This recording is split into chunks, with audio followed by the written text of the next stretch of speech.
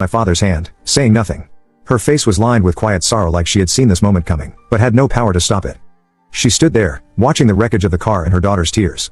My dad stood frozen, staring at the car he had poured 3 years of effort into. His eyes were red, not from rage, but from something more profound, a kind of grief, not just for the car, but for what had been shattered inside him. Grandma looked around one last time, then turned and silently walked away. She left the baseball bat beside the destroyed car like a message. This is what happens when you don't learn respect. As she and I walked away, the neighborhood remained silent, watching her go. I knew the story would be talked about for weeks, but I also knew Grandma had done what needed to be done. That morning, the video of Grandma smashing my dad's car spread like wildfire through the neighborhood. It was posted in the local Facebook group titled, "78-year-old Grandma Teaches Her Son a Lesson." Within hours, it had hundreds of views and comments. Kristen's coworkers started asking about her famous grandma. After someone recognized her in the video, she sat at her desk, her face flushed with embarrassment as she tried to explain why her grandmother had taken a baseball bat to her dad's car. My dad, furious, called the police, but he hesitated when the officers asked if he wanted to file an official report. He knew doing so would only worsen the situation, especially with the video spreading everywhere. Ultimately, he told the officers, "We'll handle it within the family." Later that morning, I called my dad to check on him during my lunch break. As soon as he answered, I began, "Are you okay?" I heard about he cut me off before I could finish. He shouted, "Your grandma's lost her damn mind. She humiliated this whole family." Hearing him say that stirred something conflicted inside me.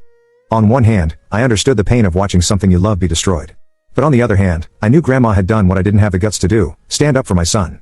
Things weren't any better around the neighborhood. 3 families who used to be close to my parents now avoid talking to them altogether. When my dad went out to get the mail, they'd nod politely and quickly head back inside. The distance and silence left him feeling isolated in the neighborhood he had lived in for over 20 years. Kristen came home from a long and humiliating day at work and for the first time started to show real fear. She asked my mom, shaky, "What's Grandma going to do next?" For the first time, my mother didn't protect her daughter. She replied, "Honestly, she warned you and you didn't listen." Those words hit Kristen like a slap. Perhaps for the first time in her life, she realized that not even her mother was standing by her side anymore. For once, Kristen felt truly alone and scared of what might come next. When my mom told me what had happened that day in their house, I hoped this would finally be the lesson they needed, the one that might change something. 3 days later, attorney Abraham Miller arrived at Grandma's house. Mr. Miller had been the family lawyer for over 20 years. A serious man in a gray suit, always carrying the same old leather briefcase. My parents were invited to hear an update on the will. That phone call from the lawyer made everyone uneasy. No one knew what was coming, but they all had a bad feeling after what had happened 3 days earlier. The living room felt heavier than ever. Mr. Miller sat at the center table with a stack of legal documents. Grandma sat in her familiar armchair, resting her chin on one hand, eyes locked onto each person in the room. My father sat beside my mother on the sofa, trying to appear calm, though his nervousness was apparent. Kristen sat in the corner, her eyes read from a long, tense day. Mr. Miller opened the folder and read aloud.